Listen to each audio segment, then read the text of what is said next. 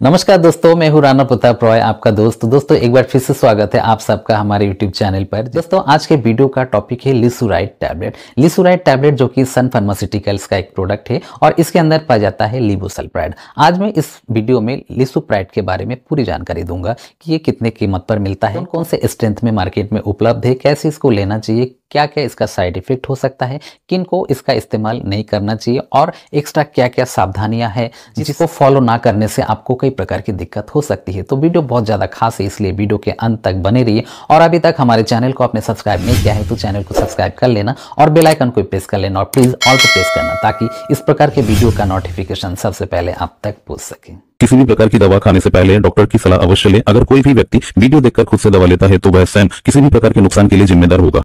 दोस्तों जो लिसुराइड टैबलेट है इसके अंदर पाया जाता है लिबोसल्प्राइड। लिबोसल्प्राइड एक प्रकार का प्रोकाइनेटिक, साइकोलेप्टिक और एंटीसाइकोटिक ग्रुप का मेडिसिन है और इसका इस्तेमाल साइकियाट्रिक डिजीज या मनोरोग में करते हैं, डिप्रेशन को सही करने के लिए करते हैं, शाइजोफ्रेनिया, वर्टिगो आदि बीमारी में करते हैं, हेलुसिनेशन या मतिभ्रम की बीमारी में करते हैं, साथ साथ गर्ड नामक बीमारी जिसको कि गैस्ट्रोइसोफेगल रिफ्लक्स डिजीज बोलते हैं उसमें इसका इस्तेमाल करते हैं, आईबीएस नामक बीमारी में इसका इस्तेमाल करते हैं, साथ साथ हार्टबर्न, इंडाइजेशन तथा पीई यानी कि प्रीमैच्योर इजैकुलेशन को सही करने के लिए इसका इस्तेमाल किया जाता है।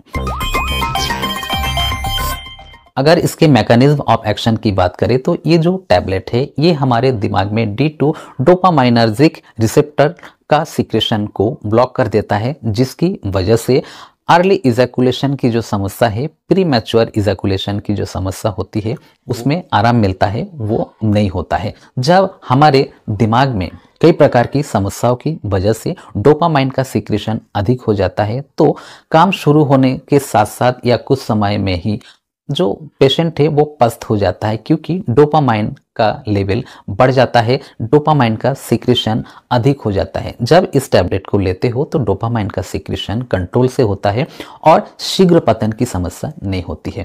ये एक प्रकार का प्रोकाइनेटिक ग्रुप का मेडिसिन होने की वजह से ये हमारे स्टोमक में तथा इंटेस्टाइन की जो अंदरूनी दीवार है उसमें मूवमेंट बढ़ा देता है, उसकी मोटालिटी को बढ़ा देता है, जिसकी वजह से उसमें एक प्रकार का संकुचन पैदा होता है, जिससे उसके अंदर जो भोज्य पदार्थ है चाहे पचा हुआ हो या अधपचा हो वो नीचे की तरफ को खिसकने लगता है और हमारे स्टोमक में जो एसिड आदि है वो भी भोजन के साथ साथ नीचे को खिसक जाता है और अंत में मल द्वार से बाहर निकल जाता है। ये एक प्रकार का इसका सिंपल सा मैकेनिज्म ऑफ एक्शन है। जब पेशेंट को प्री मैच्योर इजैकुलेशन होता है तो इसका इस्तेमाल करने से डोपामाइन का सिक्रेशन को ही कंट्रोल करता है, साथ साथ स्टोमक में और इंटेस्टाइन में मूवमेंट पैदा करता है, गतिशीलता को बढ़ाता है उसकी, जिसकी वजह से एसिड रिफ्लक्स की जो समस्या है वो नहीं रहती है। GERD यानी कि गैस्ट्रोइसोफेगल रिफ्लक्स डिजीज में जो एसिड है हमारे स्टोमक में बनता है कई कारणों से,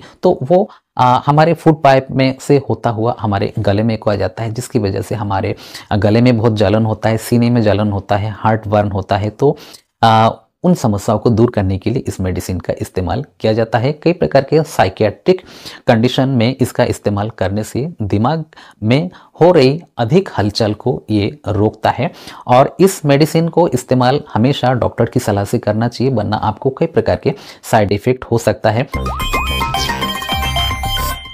इसका इस्तेमाल करने से पेशेंट का धड़कन अनियमित हो जाता है, बीपी हाई लो हो जाता है, पसीना अधिक आने लगता है, घबराहट होने लगता है। जो महिला पेशेंट होते हैं उनका पीरियड गड़बड़ा जाता है, पीरियड आगे पीछे हो जाता है। साथ साथ जिन महिलाओं का बच्चा नहीं हुआ है उनके स्तन से दूध निकलने लगता है, लड़कियों के स्तन से भी दूध निकल सकता है इससे, और साथ साथ दिमाग में कंफ्यूजन की स्थिति बन जाती है और इच्छा में भी कमी होती है, यौन क्रिया के प्रति इच्छा नहीं रहती है। तो ये इसका साइड इफेक्ट है, इसलिए इसका इस्तेमाल आम मेडिसिन की तरह नहीं करना चाहिए।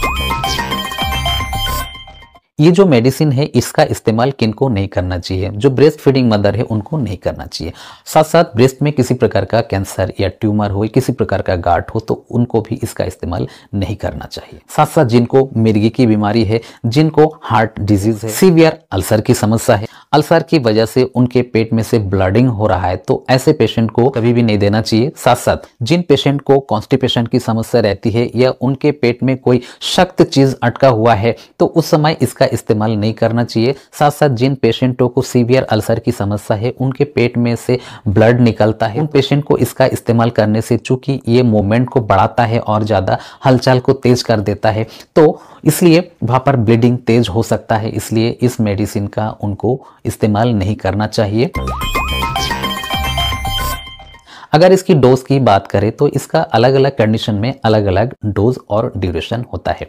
जो पेट की बीमारियां होती है, गैस एसिडिटी की समस्या होती है तो उसमें इसका 25 mg का जो एक टैबलेट होता है उसको सुबह शाम दोनों टाइम या सुबह दोपहर शाम तीनों टाइम लेना होता है और इसको भोजन से पहले या भोजन के बाद किसी भी समय लिया जा सकता है। इसको नॉर्मल पानी से ही लेना चाहिए और अगर ड्यूरेशन की बात करें तो इसको 3 से 5 दिन तक लेने से प्रॉब्लम सही हो जाती है। ज़्यादा से ज़्यादा 5 से 7 दिन तक ही इसको लेना होता है, उससे अधिक लेने की इसको जरूरत नहीं होती है। अगर कोई साइकेट्रिक प्रॉब्लम के लिए आप इसका इस्तेमाल कर रहे हो या फिर प्रीमैच्योर इजैकुलेशन के लिए इसका इस्तेमाल कर रहे हो, शीघ्र पतन के लिए कर रहे हो इसका इस्तेमाल, तो उस समय इसका डोज भी हाई हो जाता है, ड्यूरेशन भी ज़्यादा हो जाता है। इसका जो 75 mg का ओडी टैबलेट होता है इसको दिन में एक ही बार लिया जाता है और वो रात को लेना ही सही होता है। भोजन से पहले या भोजन के बाद किसी भी समय लिया जा सकता है। इसका MPS का जो टैबलेट होता है उसको भी सुबह शाम दोनों टाइम ही लिया जाए। अगर आपको आपके नजदीक के मेडिकल स्टोर पर लिसुराइड नाम से ये मेडिसिन नहीं मिल पा रहा है तो उस कंडीशन में आपको कोई भी और इसका सब्स्टिट्यूट लेना चाहिए जिसमें कि लिवोसल्प्राइड हो, जैसे कि लिवाजियो, लिवोगेस्ट्रल, नेक्सीप्राइड, नियोप्राइड, अल्प्राइड, बोलाप्राइड, लिबोगार्ड, लेबीप्राइड आदि जो ब्रांड है इनमें भी लिवोसल्प्राइड ही होता है और ये भी उतना ही काम करेगा जितना कि लिसुराइड काम करता है। दाम अलग अलग हो सकता है। अगर इसके प्राइस की बात करें तो इसका 25 mg का 10 गोली का एक जो पत्ता होता है वो 123 रुपए का मिल जाता है। इसका 75 mg ओडी का 10 गोली का एक पत्ता जो होता है वो 558 रुपए का मिलता है। 25 mg MPS का 10 गोली का एक पत्ता आपको 111 रुपए का मिलता है और इसका 2 ml का इंजेक्शन जो होता है जिसमें कि लिवोसल्प्राइड 25 mg होता है प्रति 2 ml में, वो आपको 95 रुपीस का मिल जाता है। तो लिसुराइड टैबलेट जिसके अंदर पाया जाता है लिवोसल्प्राइड, इसके बारे में संक्षिप्त में जो भी मैंने जानकारी दी है आपको अच्छी लगी होगी। जानकारी अच्छी लगी है तो वीडियो को लाइक करना, शेयर करना दोस्तों में, और अभी तक हमारे चैनल को आपने सब्सक्राइब नहीं किया है तो चैनल को सब्सक्राइब कर लेना और बेल आइकन को प्रेस कर लेना और प्लीज ऑल पे प्रेस करना ताकि इस प्रकार के वीडियो का नोटिफिकेशन सबसे पहले आप तक पहुंच सके। तो दोस्तों इसी कामना के साथ कि आप सभी स्वस्थ रहिए, सुरक्षित रहिए। जय हिंद, जय भारत।